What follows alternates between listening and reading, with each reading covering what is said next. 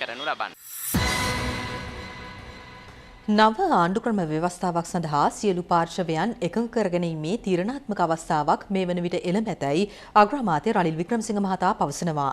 අග්‍රාමාත්‍යවරයා මේ අදහස් පළ කළේ ආණ්ඩුක්‍රම ව්‍යවස්ථා ප්‍රතිසංස්කරණය පිළිබඳ අද කොළඹ පැවති සම්මන්ත්‍රණයක් අමතමින්. The Constituent Assembly is a committee of the House which will sit.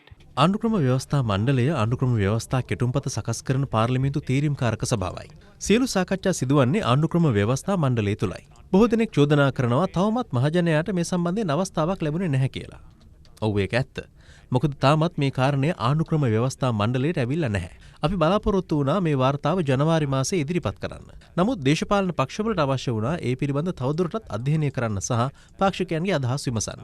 ඒ අනුව අපි විශ්වාස කරනවා අගෝස්තු මාසයේ අවසන් වන විට මේ වාර්තාව ලබා දෙන්න පුළුවන් වෙයි කියලා.